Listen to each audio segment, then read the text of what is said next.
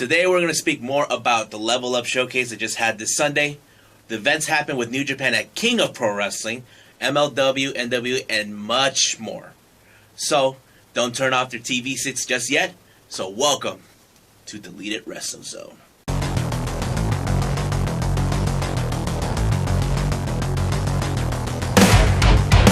Are you ready?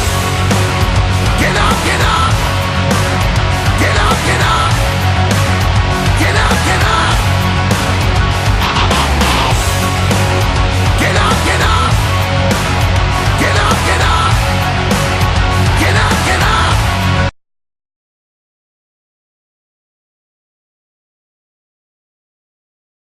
Nico, Yes. you know me. Of recent time, I've been going to Level Up a lot. Level up. So, they had some great matches that they had. Mm-hmm. I just saw my boy Hunter Freeman in a match against the Southern Sweet Heat Jackson Calhoun. And he got his butt whooped. Oh, snap. And of course, my friends, 8-Bit Lit, against another friend of mine who just teamed up with the guy, Frankie Frank, calling themselves One Night in Vegas. 8-Bit Lit? Yeah. How come you haven't told me about 8-Bit Lit? They will be here soon. Okay. Individually or unless we want them all together. However you like. Okay. And of course, we had our first guest here, Mike Camden, face against Chuck Mercer. Yeah. And of course, the final match was, a couple wrestlers are not originally from here, but they were very entertaining. And that's Hyde versus Do Jizz. And Do Jizz is set to face Hunter Freeman at the end of this month at Ground Zero. So if you guys are interested in that match, it's going to be at Imperial Beach on October 26th. So get your tickets, or you can go on our social media. You can find all the information on that. So here's a little highlight clips of the showcase I attended.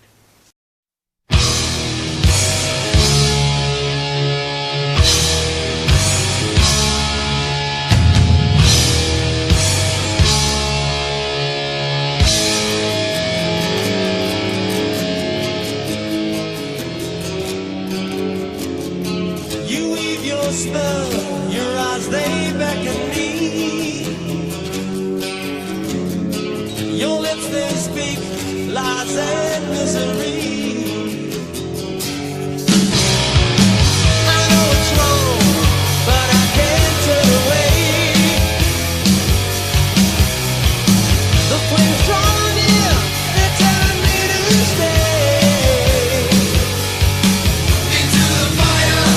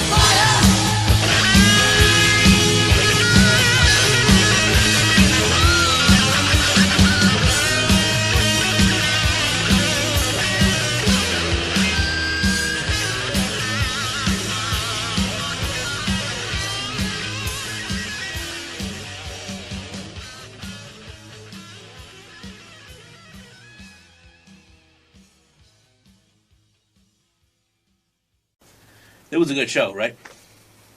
Fire. Yeah. So there'll be more showcase like this. So I love talking to these guys. And of course we had Mike Camden, who was our first guest. I'm working right now to get Remy Morgan from One Night in Vegas to come down here. So I'm planning to get him for an interview. Hopefully we can get him soon and get Hunter Freeman and 8-Bit Lit here. Because they're like my favorite guys to talk to and to watch.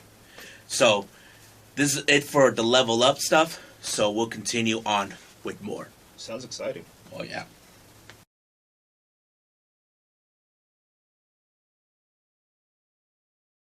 All right. New Japan. We just stepped into King of Pro Wrestling. Mm-hmm. And, of course, they had some great matches. Mm-hmm. But, of course, Japan, we all knew what happened. They had a little typhoon A situation. little. Well, it's because right now there were some wrestlers that did not appear. Not just that. There's a couple hundred Yeah, thousand so- people dying in Yeah. Japan right now. Yeah. I mean, I know they survived the tsunami, Mm-hmm. and I know they will survive this. Yeah. But there were situations that happened that caused the tsunami to make King of Pro Wrestling to reschedule. Right. We were told that Zack Sabre Jr. and John Moxley were unable to attend, but there was a situation they had to fix. If you all recall, John Moxley was the IWGP United States champion. New Japan had to strip him of the title because he was unable to defend it. So they added the matches between Juice Robinson, who was the original challenger, and they gave the open spot to Lance Archer. I mean, what you thought about that match? At first, I felt like it was a swerve, but then as I continued to watch the match, it was actually a match that I didn't think that it was something that I wanted to see, and it ended up being something great. I like the end. I really like the fact that they're pushing Lance Archer right now, even though at the cost of Killer Elite Squad. But I like seeing Lance Archer as the United States champion. Yeah, well, I have to say, like, New Japan are doing something right with him. Oh yeah. You know, I mean, as much as Killer Elite Squad were a great tag team, Yes. I know that they can do more as an individual. You know, Oh, yeah. even though Davey Boy Smith did not get that opportunity, Mm-hmm. but now Lance is getting that opportunity. And I know Davey Boy is watching, being happy for his former partner for an opportunity like this. Oh, Davey Boy's killing it in MLW right now. Oh, yeah. So the next matches we've been watching, I know there's 3 best ones, and his favorite one, the top one of the night, was Suzuki Gun versus Battle Liger. Ah, yes. If you guys wonder who's Battle Liger, is Yushin Thunder Liger. He has who knows how many personalities. Because, yeah, he has, I mean, you can look it up.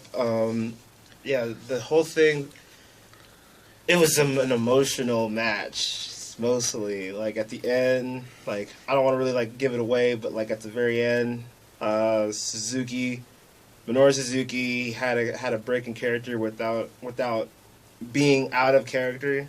It was a really great moment. Yeah, I mean, I know we've been aware for a long time that this year will be Liger's last year in wrestling, and of course, just to give you guys a heads up, New Japan has announced that at the showdown that's taking place later on in San Jose will be the last time Liger will be in the United States. Ooh.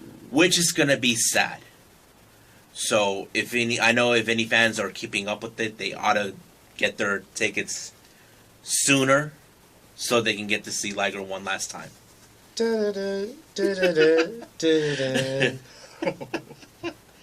All right, so the next match that we need to talk about.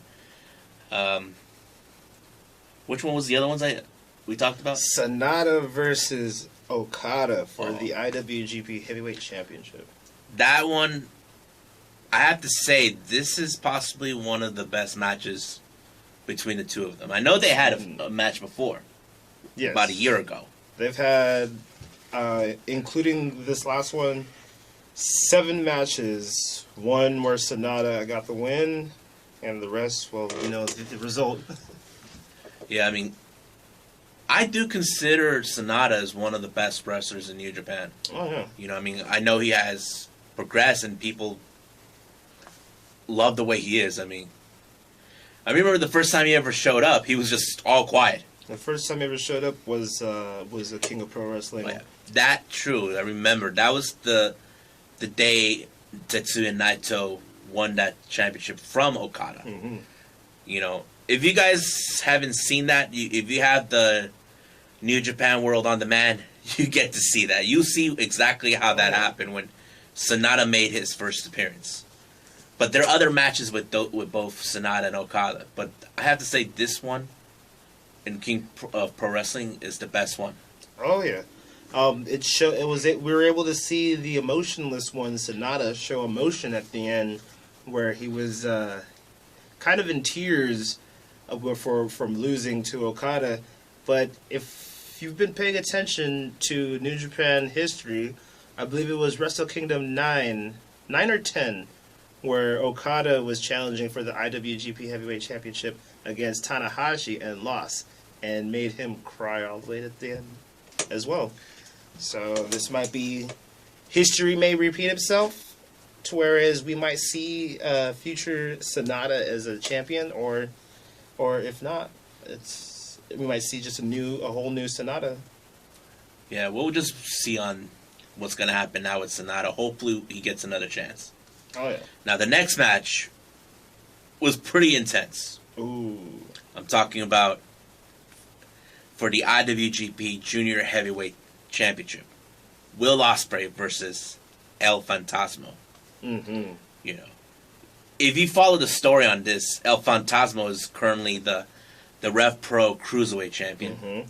And he's also one half of the IWGP Junior Tag Team Champions, along with Taiji Shimori. Mm-hmm. And of course, he won the Super J Cup this year. Mm-hmm. So he's been on the roll. And his latest target is getting the IWGP Junior Heavyweight title. Oh yeah. And of course, Will Ospreay, who we considered as one of the best junior heavyweights in New Japan, he's willing to defend that title no matter the cost. And man, that match was brutal. That match had me going because I was like, oh shit, LP's gonna do he's gonna do the Styles Clash. And he tried to do the one winged angel. Mm-hmm. But I'll never forget when he grabbed El Fantasma and tossed him in front of Gino. Mm-hmm. You know, Gino, who's a member of Bullet Club. Yeah. And of course, you know, Gino was like, "What did I do?" I'm like, he doesn't trust Gino being there. No. You know, if you know someone who's in league with Bullet Club, you know you can't trust them being there. Oh yeah. So he just did it because why not?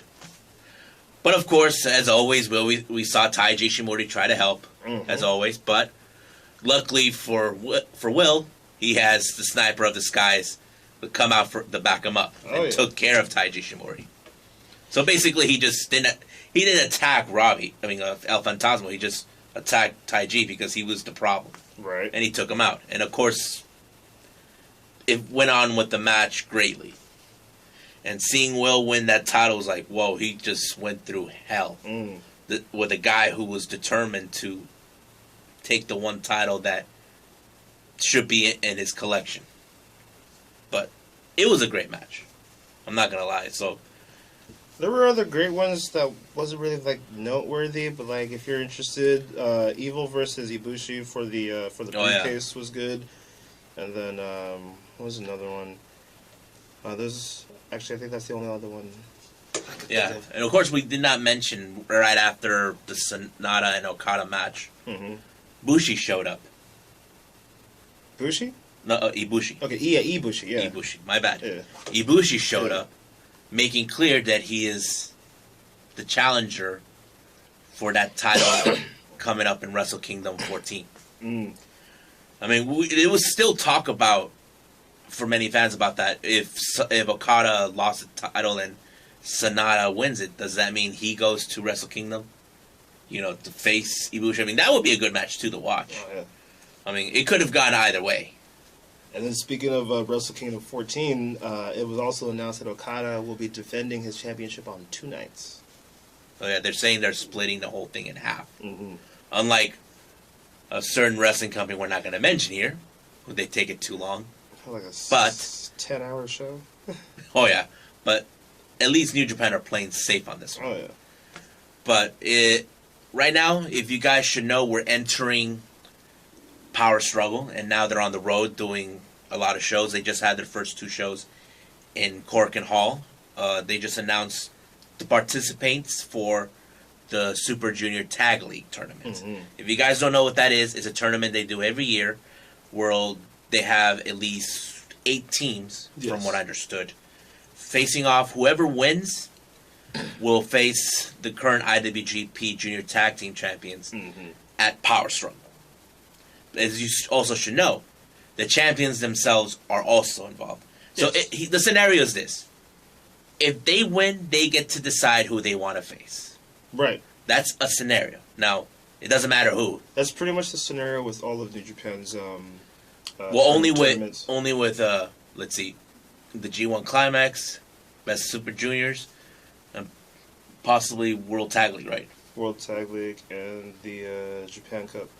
So that's the scenarios they do on this one. Yeah. So if you guys don't have New Japan World and keeping up with it, you should subscribe. It's only, what, $10 a month?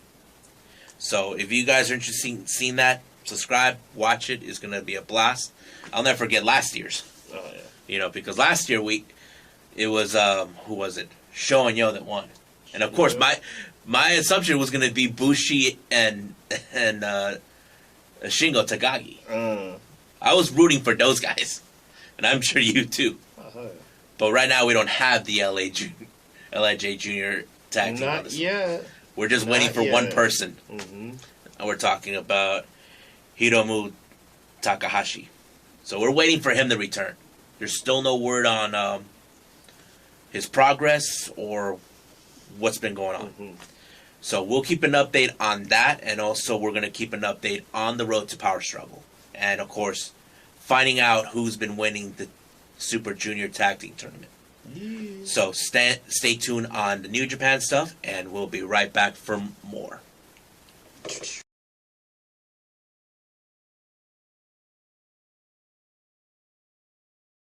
All right. This past NWA Power Show, Mm-hmm. I have to say I was blown away with Oh, the yes. surprise appearances. But first we get to that. What'd you think of that intro they had?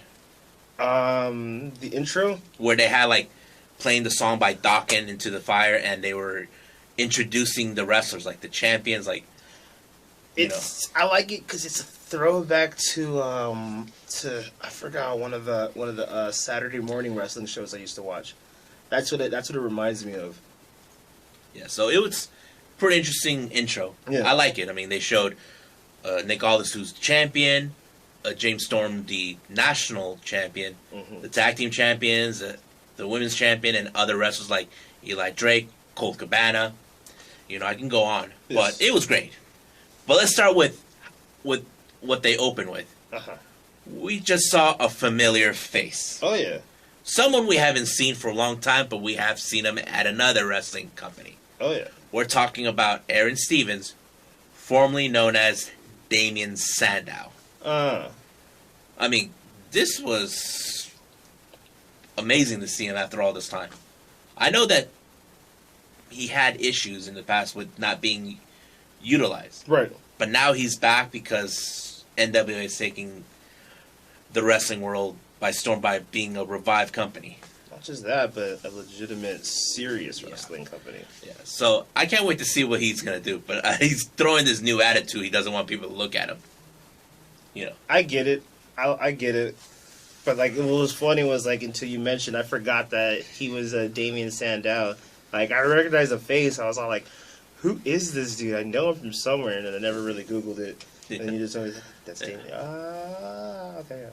So yeah, the first match they started was Ricky Starks, Mhm. another wrestler. If you guys are familiarized in the independent scenes, facing a veteran wrestler that we also are familiarized from the same company Mhm. we've seen, Trevor Murdoch.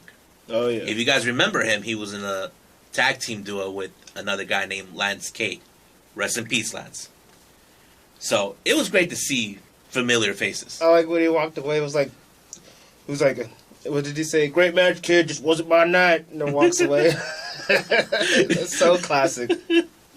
Yeah, I was like, how to say, stoked to see Trevor how he was like acting as that one veteran sticking with his guns. Yeah. You know what I mean? Because that's we don't rarely see that much. Nah. You know, but I have to say Trevor played that part well. You know, yeah. sticking with his guns, knowing that he lost, even though it wasn't his night. You know, but it was a great match.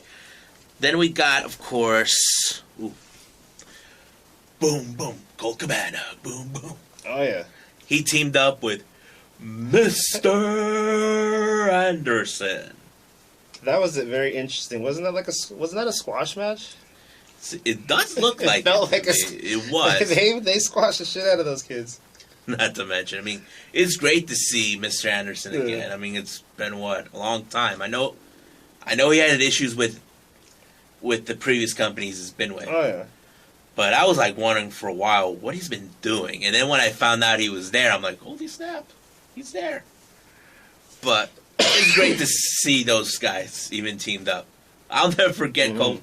I just love Colt Cabana's in-ring performance. Oh yeah. You know, like, for example, when he's having the wrestlers come into him, he's like, stop! Bam! The first time I saw that was with Sammy Guevara. Mm-hmm. That's just too... It's classic. But it was a fun match with those two. But, of course, it was a squash match. But I like it. You know what I mean? So the next thing they moved on with is the women's match, but it was a non-title match. The current champion, Allison Kay, versus Ashley Vox. So I was like, as much as I like seeing the women's division, I felt like they could have done better. Well, what had happened was like it kind of lost interest when they said it was a non-title match. Like, is it a match for a future shot at the title, or was it just a match for fun? Like that's how I took it, and I for me it didn't really it kind of fell flat. Well, I wasn't sure, but they could have started out with how do I say, for someone to be number one contender. Yeah. For that title. I'm not gonna say who, but they could have started out with that. Right. Which was simpler at the time. But of course, we all know how the show has to move forward. Yeah. No matter what. I think people just want to have a taste of Allison Kay. You know, since not a lot of people know about the NWA brand. Right. Ever since before Power debuted. But it was just a little taste for showing who she is. Mm-hmm. Which is important because there's still people are not familiarized with a lot of the wrestlers. Right. Especially the ones we already know, like Trevor Murdoch, Aaron Stevens, Mr. Anderson, those guys. But like I said, there's still wrestlers we are not familiarized with, but there are still those that there are. Mm-hmm. So, I'm not going to take that as I didn't like it. But they could have done something better. But we have to realize, okay, let's get to know these people first. A gimmick match or something. Yeah. All right. Then we had that little interview they had down there with James Storm and Eli Drake. Of course, they're saying that they had that suspicious feeling that Nick Aldis is ducking both of them. I mean, maybe so, yeah. I mean, I know Eli Drake wants the title. I know James Storm wants a title, but make it a three-way match. So, well, that's my assumption. But, yeah. And then the final match of the night was a tag team match. I think it was it a tag for the titles? Believe so. Maybe. I think so. Yeah, we'll just say it is. It was the champions, the Wild Cards, versus Kingston and Homicide. Yes, it was. Okay, yeah. So it was a great match, but of course it was cut short into a DQ, but no winner. Basically, another tag team group attacked them. The Dawsons. So it looks like the Wild Cards have more than one target on their backs. Oh, yes. So we just got to wait and see who's going to be the team to take them out. Right. And then it ended with they're still questioning about Nick Aldis holding back his insurance policy, not letting her speak. Of course, Nick Aldis is always... People saying that he's defending himself, being aggressive, maybe so. But his character is like saying, I'm not telling her not that she cannot talk. So it's like an interesting story. Like saying, you're the one who's holding her back. And as much as Nick Aldis is like saying, go ahead, you can say whatever. See? She only talks when she wants to. Yeah, pretty much. You know, so it kind of reminds me of like that segment with Black Panther. You remember when they took, what's his name? Claw? They were interrogating him, and that bodyguard was only speaking, what was it? Wakandan. And the Ross was saying, does she even speak English when she wants to? It kind of reminds me of that, but instead of talking in a different language, it's more like just the silence. Kind of reminds me a bit of that scenario. But right now, I'm going to give the updates on they just announced today with NWA. Right. They're going to have their very first pay-per-view. It's going to call Into the Fire. Oh, yeah, that's right. Which is title of the song of the intro they use. Yeah. Don't ask me why, but I think it sounds cool. So they said tickets are now on sale for that. And it's going to take place, I think, in December? Yeah. In December, yeah. So I can't wait to see it. And I heard that Fight TV is also wanting to get involved in this too. Which is a good thing for them. You know, another platform to use to expose more of their product. Right. So we'll keep more updates, and we'll see what's going to happen for next week on NWA Power. And, of course, hopefully we see more familiar faces that we haven't seen in a long time. So stay tuned for more on the NWA stuff. So we'll be back soon. Yeah.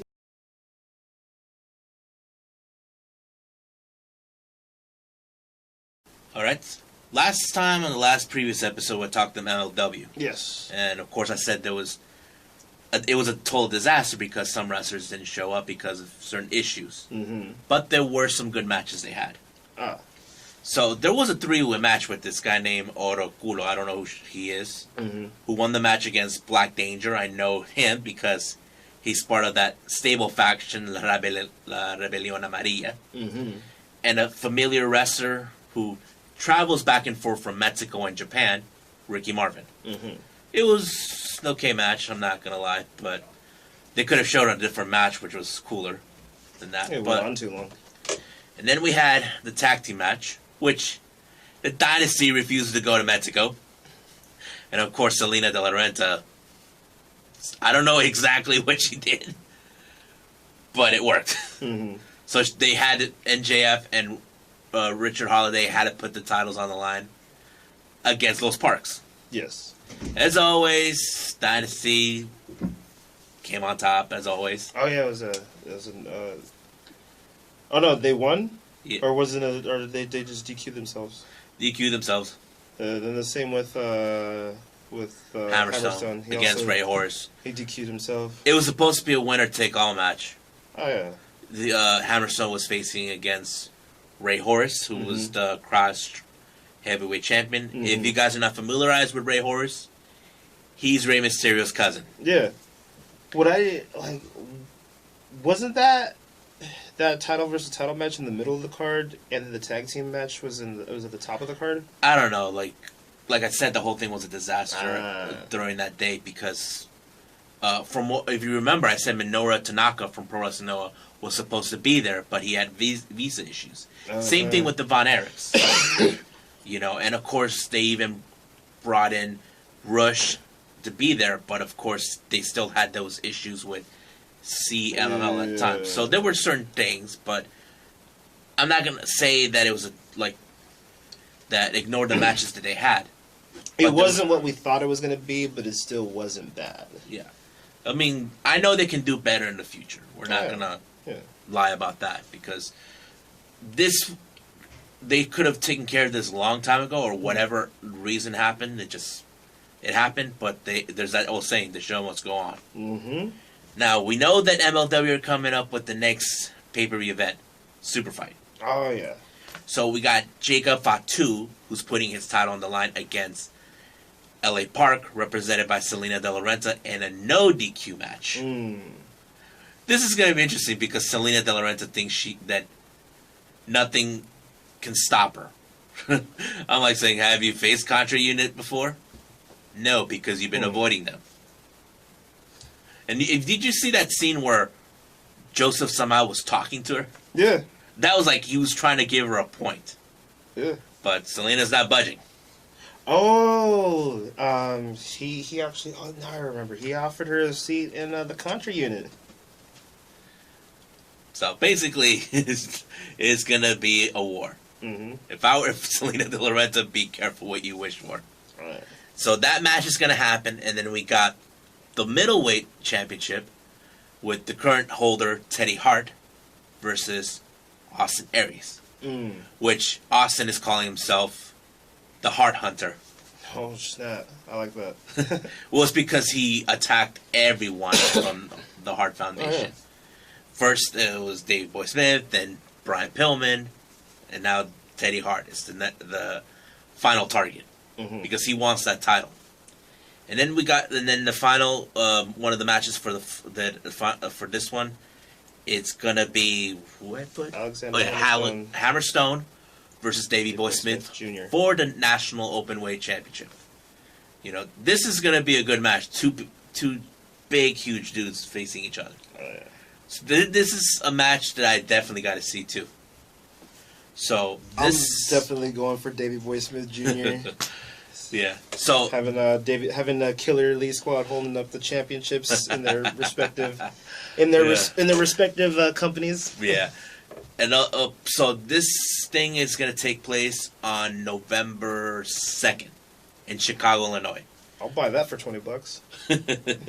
So we'll keep an update if there's new matches with the Super Fight and anything else. And of course, if they announce it on the upcoming Fusion episode, we'll announce it as soon as possible. Yes. So stay tuned for that one.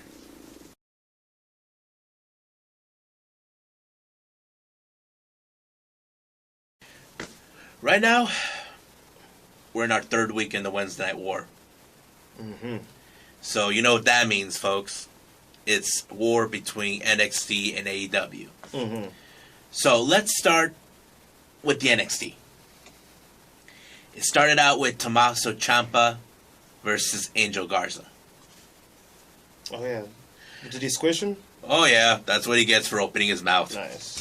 But after the match, you see Undisputed Era come out. Yeah. Now, we don't know. We assumed as the stable faction they're going to attack him. But it didn't turn out that way. They were just sending a message that they beat up Velveteen Dream. And you saw how he was like, I don't know if you saw, he was like lying down like a dead duck. Mm. And of course, William Regal was not too pleased with what they done. Right. You know, removing Velveteen Dream on the hunt for the North American title. Mm-hmm. So he made it clear that he's going to have Keith Lee and Dominik Dijakovic. Hope I pronounced it right. Mm-hmm. Whoever's going to win that match will be the number one contender for the North American title, which was going to be awesome. So then the max match they went on first. Later on after that was tag team match. Mm-hmm. Imperium versus who was it? Lorcan and Birch. I mean, that match was great. You know? Yeah. I mean, I always suspected Imperium was going to win this one. Because they always displayed their dominant side. Yeah. Because you got Walter as the leader. So, it was great. Lorcan and Birch, those are some technical geniuses right there. They should be on the hunt for the titles. Yeah. For the tag titles. So, I would like to put them on the list of who should be facing the Undisputed Era for the tag team titles. Then I think we got Io Shirai versus Camden Cole. I think I got it right. And of course, I don't know if you noticed. Did you see Camden's shin pads? Mm-mm. She was wearing the colors of La Rebelión Amarilla, the stable faction from the Crash. I'm like thinking, is NXT okay with the fact she's wearing those? You know what I mean? They probably don't even know. Because I know, here's the thing, Angel Garza was the original leader of that faction. Oh, okay. Oh, okay, now it's all making sense. Okay. And there's another guy named Humberto, he's also part of that too. Okay. So yeah, so I don't know if anybody noticed that, but I did notice. If you guys don't believe me, you should check it out. Look for Kaden. She was known as Lacey at the time. She was part of that stable faction. And of course, the victor of that match was Io Shirai. Oh yeah. And then you see she wants to be in line for the women's title. Of course. But there's one person that's not going to let that happen. And that is Rhea Ripley. Oh yeah. Oh yeah. Because here's the thing. We know that Io Shirai was unsuccessful. So was Candice LeRae. So was, who else? Many others. They were unable to beat Shayna Baszler. But Rhea Ripley made a good, compelling argument. She did not tap out or passed out. Shayna did not beat her, so she's ducking her. So sooner or later, she has to face Rhea Ripley. You know? Because I know there's many women that are like standing in line. Yeah. But we just gotta wait and see what happens. Because if I was Rhea Ripley, I would take out the ones that are in a title hunt first. Before you get to Shayna Baszler. I mean, that's how I would to build it up. You know what I mean? Then we got, who was it? Oh yeah, Keith Lee versus Dominic Dijakovic. It was This is the rubber match. This is the third encounter. Yeah. Who got over? None. Oh, they would. Apparently, Roderick Strong got in the way, attacked both of them to ensure that none of them will get a title shot. But it did not go according to plan. William Regal came out saying he has to face both men in a triple threat match. There you go. And of course, much like Undisputed Era are not pleased. They tried to tell him, what the hell is this? What are you trying to do? Yada, yada, yada. Like, they're not too pleased with William Regal's, decision. But of course, William Regal's like ignoring them. So this was like the last straw that William Regal's going to take out of them for attacking Velveteen Dream. And of course, you've been seeing the whole story with Adam Cole, the Undisputed Era, cannot lose their titles. Right. Keeping the prophecy alive. And then we have the comeback of Tegan Knox versus Kayanara. Yeah. And yeah. So it was a good match. I loved it. Her comeback was great.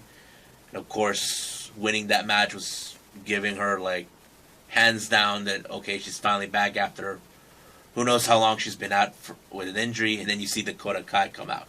And of course, Tegan made that clear that she wants a title shot, but Shayna Baszler doesn't see her in the same category. I'm like, if I were Shayna Baszler, I'd be worried about those that want the title. Right. Rather than worry the ones that are saying they are. Because you got a long line of people. I would be surprised if Regal decided to put all of them in the same match. See if that's challenging for her. And then the final match, I think, yeah, we had. No, wait a minute. Oh yeah, there was a match I missed. That was Matt Riddle versus. I think it was. Ooh, I forgot his name. I didn't put that down. But yeah, it was a good match too. Doing the little bro thingy, the fist pump. And then we got the final, there was a revenge match with Boa. If you recall last week, Grimes just wasted him out. But of course, Killian Dane ran away when he was after him, and he took it out on Boa. And Boa wanted his revenge, came out short, as always. And then the main event, Pete Dunne versus Damian Priest. It was like a great match. I was interested to see what Damian Priest was gonna do, because we all know him. If you guys are familiarized with his previous name, Punishment Martinez, but it was great to see it, and of course he came out on top. I think I don't know if he will have a good push, but I hope they do give him a good story and a push that he deserves. Most definitely. Now let's go with AEW. They started out with the tag team tournament in the first round. It was supposed to be SCU, Daniels and Kazarian, but the Lucha Brothers attacked them Yeah. and took out Daniels. And of course, Sky decided to step up. They took on the Best Friends. And it was a good match, even though Sky was wearing his jeans and he had to be taped up. No shoes. Yeah. That too. Someone tossed his shoes back, Yeah. which was great. He lost the one shoe, then threw the other one back. But the victors on this one was SCU, and they advanced in the semifinals. And the next match was more like a squash match. Oh, yeah. It was a glorified squash match. Yes, Santana Ortiz of the Inner Circle versus, let's just call them jobbers. Yeah. Yeah, so we all know how that ended. Santana Ortiz took the victory, but right after that, Jericho said that he wants to see those two, or Santana and Ortiz, face the Young Bucks now to prove who are the real number one best tag team champions, tag team in the world. And we still haven't heard the response yet from the Not Bucks. yet. I'm sure they'll say it sooner or next week at Pittsburgh.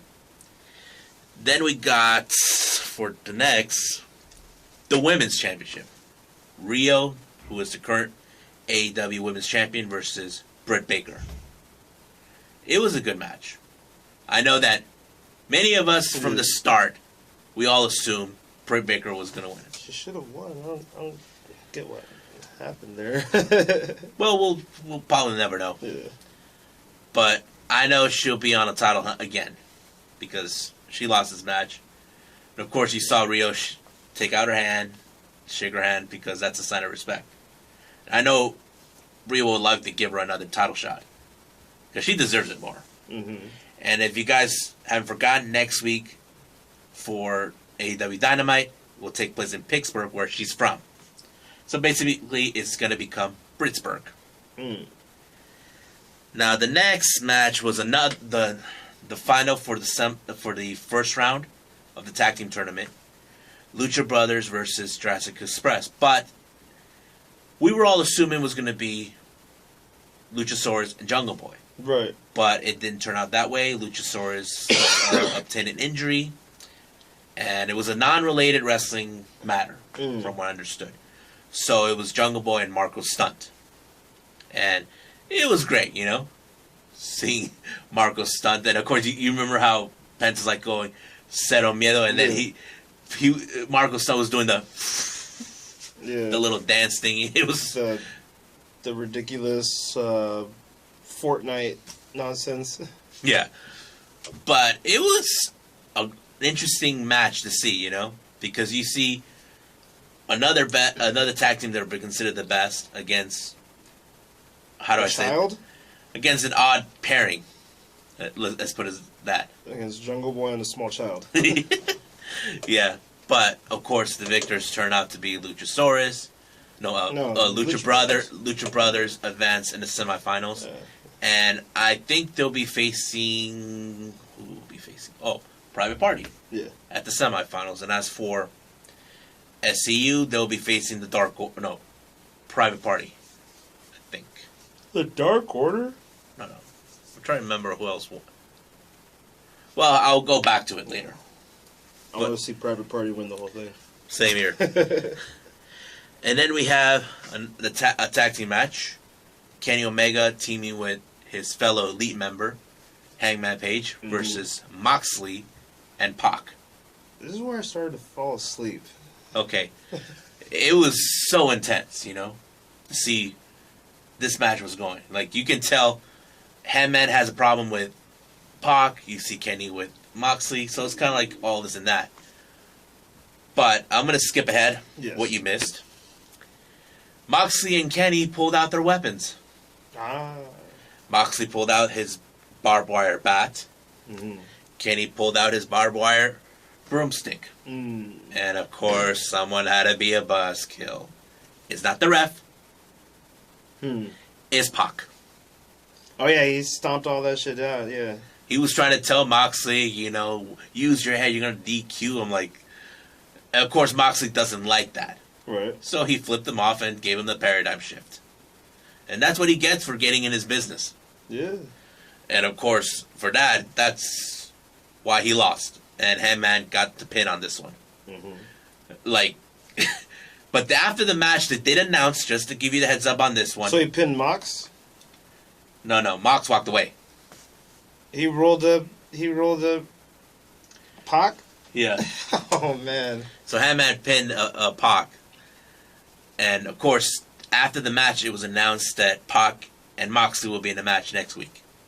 Oh, shit. I guess Pac will get his payback for Moxley's, I suppose, of insolence. He's got a blemish in his record now. Well, mostly on the overall record. Yeah. His single status record is still undefeated. But the overall, yes. And then I think we have the main event. Jericho, the current champion, versus Darby Allin. Ooh. And you didn't see this one, did you? Nah, I didn't get a chance. It was great. It was a no DQ match. Oh, hell yeah. Weapons of any choice. I think Jericho knows that this is Darby's backyard. And he brought his friend with him. I'm talking about Darby Allin's other friend, the skateboard. Yeah. But we just saw a similar situation that they did on the Northeast Wrestling match with Moxley. If you all recall, Moxley tied Darby Allin with his hands behind his back. Yeah. And, of course, Jericho did the same thing, too. So, it turned out, like, great. People were saying, what's he going to do with his hands tied back? And I'm like, A lot. a lot of things. I'm assuming they may or may not have seen this. Right. But it was great how he did it. Yeah. And, of course, we saw who came out to help Jericho. Hager, as always. And, of course, after the match, when Jericho won, everybody got out the bubbly. I saw that. I woke up and saw that. So it was a great show with the AEW. Now let's compare who got the views of this week. In case you guys want to know, we're gonna give it away now. AEW won week 3. Yeah. So the 3-0. So the views they got from this week, AEW got 1,014,000 views. As for NXT, 712,000. So people can say it's just too early. You know, others can say it's a sweet victory. But this could result of certain aspects, like certain analysts. But we know for a fact NXT can do better. Oh, yeah. All they got to do is figure out what they need to fix. With all the resources they claim they have, they better fix it. So, we can just say right now, they're in the lead, but it's still not over yet. Yeah, it's not over. So, just stay tuned more on the Wednesday Night War next week. We'll see who wins the week. And compare the matches. See who goes out with the bang. And we'll be back soon.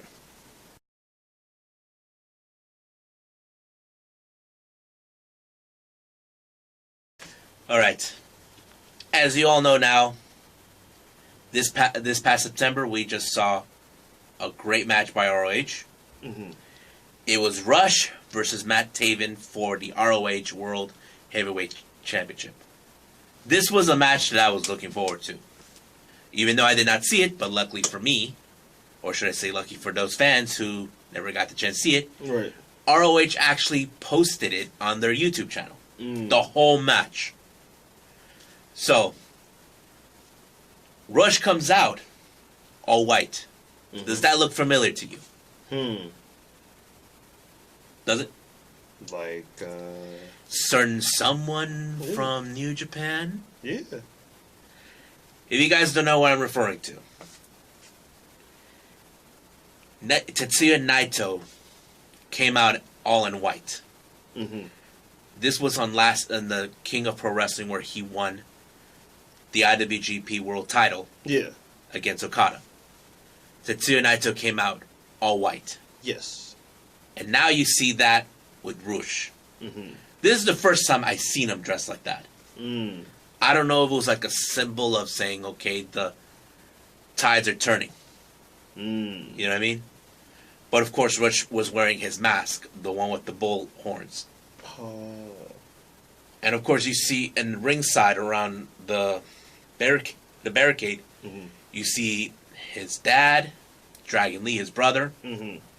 Behind them, you see Rush's mom, his son, and wife right there on the side watching. And of course, you see, here comes Matt Taven as always. But right before the bell rang, they were like right in each corner, like ready to fight. Yeah. I was like, whoa, this is going to be intense. And of course, Matt Taven got into his family's face. Mm-hmm. And if you guys don't speak Spanish, they were telling him that he's going to kill him, effing you, and this and that and that. I'm not going to go into that. Right. But of course, it was so brutal from both men. I mean, Rush pulled out the barricade and whacked them with it. Mm. You know, they were going back and forth in this. You know? I was like, amazed how this match turned out. You know? And of course, Rush did his finisher move. You know, where he's on the corner and jumps and double stomp Matt Taven twice. Mm. When he was hanging upside down, and once when he was lying down like a dead duck, to ensure he finally is out. Mm. And of course, in the end, Rush won the title. I was like happy with it.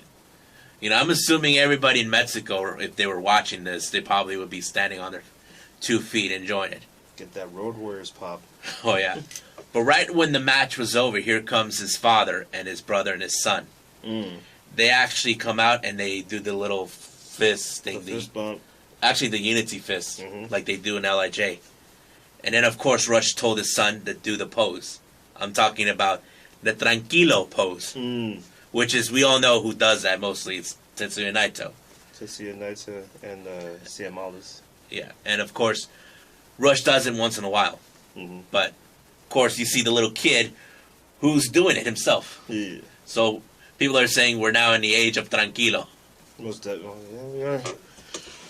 You could say that indefinitely. You're gonna be seeing the Tranquilo pose in 3 major promotions. ROH, WWE, Mm-hmm. and of course New Japan. Mm-hmm. Because if you guys don't know who I'm talking about in WWE, is Andrade Sin Almas. La Sombra. Yeah. So he was one of the original members, along with Rush, Mm-hmm. to form Los Ingorbenables. Mm-hmm. And of course, he lost his mask and left for WWE. But I'm like wondering how much of the Tranquilo they can still use. Because I'm assuming CML and New Japan own the thing. Ah. That's the thing. I don't know how that works. I don't think they're gonna make a big deal about a cease and desist order. No. I think the only thing they gotta be worried about is not using the name Ingorbenable.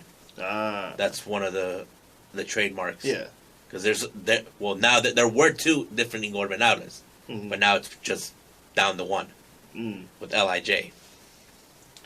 So it was a good match to see Rush facing Matt Taven, and of course we're gonna see him now facing the title.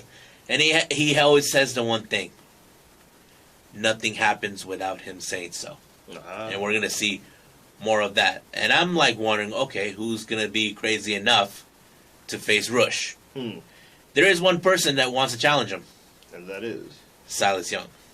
Silas Young. That's right. He hasn't forgotten what happened the last time when they both faced off. I remember in Twitter, he's like saying that the referee didn't do anything when Rush was kicking his ass. Then Marty has his sights set on the championship. Well, we'll just see how that goes, because I know I know Rush knows it. He knows that there's a target on his back. Oh yeah. But I don't think it matters to him. You see, he doesn't care who gets in his way as long as he comes out the victor.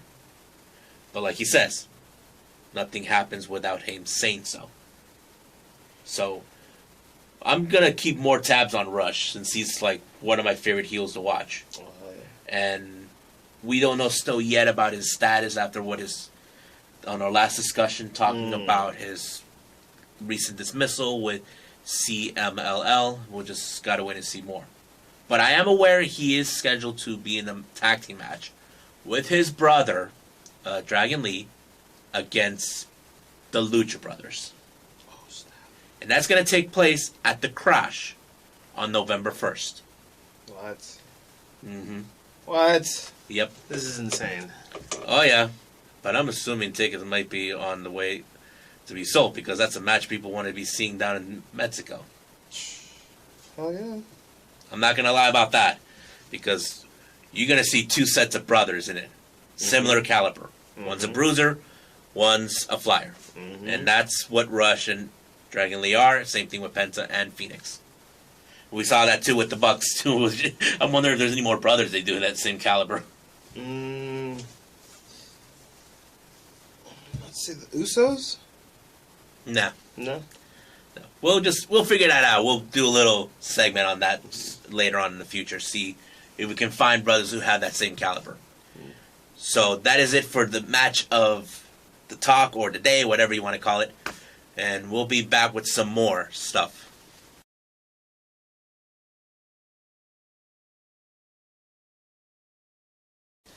Alright, so right now we're giving you guys a thing called the news updates. So we're going to go a little fast, if I can do it. Just.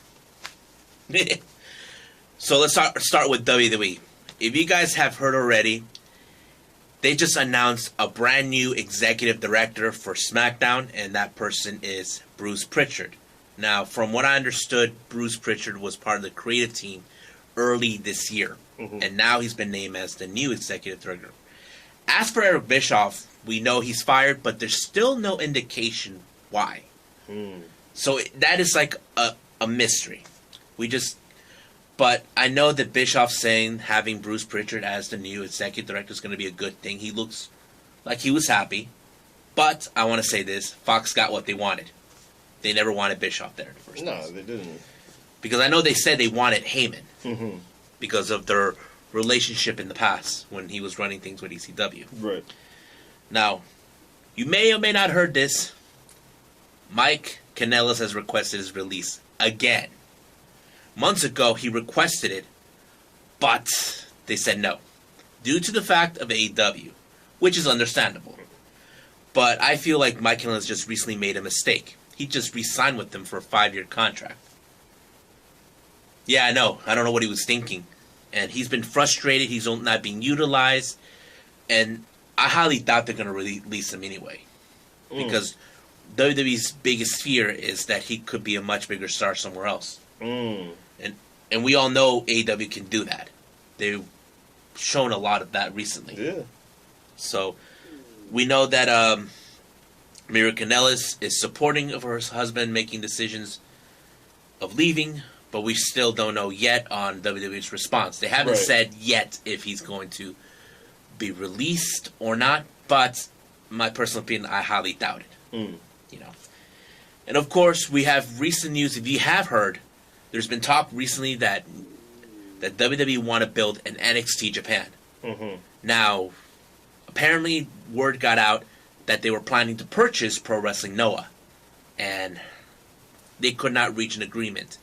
Now, there's been talks from various people that I've been hearing. These guys from Wrestle Talk said this. The probably reason this was happened, the reason they turned it down, was because we haven't heard anything about NXT UK here in the States. From his side, they're saying, since they're a UK brand group, they're saying that it's not being successful as they hope for. Now, I don't know if the Japanese thought maybe, how do I say this, that they're afraid that it's going to be a failure like they did in the UK. There were certain dilemmas that we're dealing with. But we cannot rule out anything yet. If that is the case, then we don't know. But a friend of mine did say, if Masao was alive today, there was no way they were going to allow to sell the company to WWE. No. There's no way. And besides, I don't think these guys know how the Japanese business works down there in that side of the world. So we just gotta wait and see. But I do know they are interested of having an NXT Japan. But we just gotta wait and see what they're gonna do in the future. Then we got House of Glory. You heard this too. They just got a new owner, Master P. If you guys don't know him, he's the famous rapper. You're probably asking why did he bought House of Glory? Simple. He used to wrestle back in the day with WCW. Now, he just made a recent mention, and you get tired of this name. You guys get tired of this name. He said he would like to have CM Punk. Clickbait. So he said he was willing to make him a star, but the thing is this, in my opinion, I don't think he could afford him. You know, I don't know how the budget is for those guys. You know, so I don't know. We'll just see what happens. I doubt CM Punk's going to take that offer. Then we got DDT Pro Wrestling.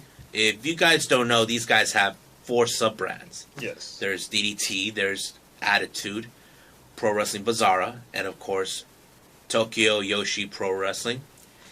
This just announced not too long ago, Pro Wrestling Bizarra wants to step away from DDT starting next year and go independent.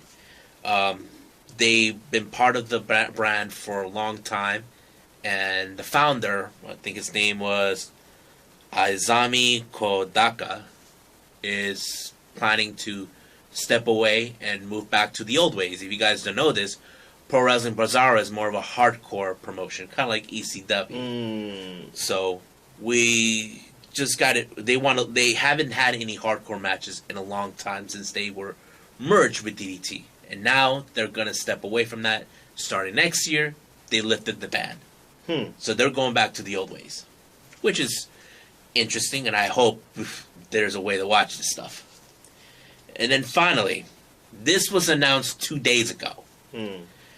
The parent company of New Japan Pro Wrestling, Bushiroad, just announced they have purchased the #1 Yoshi wrestling promotion, Stardom. And I know you're happy about that. Oh, most definitely. Now, Hopefully we get to watch both of them on the same network. oh yeah, true. Or unless they give them a separate network or something. We don't know just yet. We just got to wait and see until they give more announcements. Now, this has been in the discussions about a few months back between Bushiroad's higher-ups and the founder, Osawa, or Ogawa, I don't know if that's his name. So they couldn't make the deal until last August, and now they're going public with it. So this is a good thing for them to have, because if you have noticed, there have been women's division in different promotions that are taking up the stakes. Right. We have AEW, we have that with Impact Wrestling, and I don't know who else. But now it seems that Bushiroad wants to get it into that action. Yes. Which is a good thing. But it's also a bad thing for WWE because they always scout new talent down there in Stardom. Yeah. They have that with Io Shirai and Kairi Sane. So they won't be able to scout wrestlers at the one of the promotions like that, like Stardom anymore, because they were like a small company, and now they're going to be joining a big company. So we don't know how this is going to play out for them, but I don't know how this will work out with AEW. If you guys are aware, B. Priestley is the champion, the top champion of Stardom, and Rio is the high-speed champion. So we have 2 AEW stars in the promotion. I don't know how this would be effective, but I'm sure they can figure out a way to work together, but as long as they don't mention New Japan or AEW together in the same segment. You know what I mean? Most definitely. So, right now I'm excited but I want to give you guys a heads up if you guys are interested. They announced they're going to be, Stardom and New Japan are going to be in Anaheim on December 7th and December 8th at the Anaheim Convention Center. If you're going to buy tickets online, that's like $17. And I forgot how much it costs at the door. But it's going to go from 9 a.m. to 6 p.m. down there. I asked my best friend if he wants to go. he said he's down. He can ask permission from his boss. I know you will want to go, but you probably figure I don't know if you can't. Yeah, But work sucks. so that's it for the news update. So if there's anything I miss on whatever I talk about, leave a comment down below. You okay? I'm good. All right.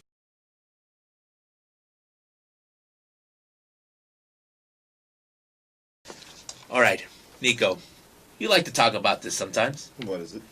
The new acquisitions and promotions. Oh, yeah. Now, there's been two that's been mentioned so far on Twitter. One is Tyler Bateman. You never heard of him, but I've seen him a couple of times. Right. They just announced by the Wrestling Observer that he got signed by ROH. Mm-hmm. So it's a good thing. I saw other wrestlers congratulate him, including our first guest, Mike Camden. Mm-hmm. And the second guest, well, the second person they announced, I did not expect this because of the rumors that were circulating. Right. If you all recall, I was talking about that there was rumors speculating that Evolve could be the next developmental system after NXT. Mm-hmm. It turned out it wasn't exactly how it happened. William Regal came out, tweeted saying that he was going to change someone's life. Right. And that turned out to be Shotzi Blackheart, giving her an NXT contract. Mm. And of course she broke down in tears that she can't even believe it. And of course everybody who was there chanted she deserved it, and they were doing the NXT chant. So I can't wait to see Shotzi, what she's going to bring into the table. And hopefully we can hear more acquisitions that we want to hear from any company. So I think that's it for now, what we got. So if you guys did like the episode, click like. If there's anything you guys think we missed or that we missed we should have talked about, leave a comment down below. Tell your friends to subscribe to us. And of course, we're planning to do an interview soon, but we're not going to mention who it is just yet. Coming soon. So we'll be back on that soon. But on behalf of the Bleed Wrestling Zone, I, J-Rod, Nico. we must bid all of you adieu, so goodbye. And have a nice day. Bang.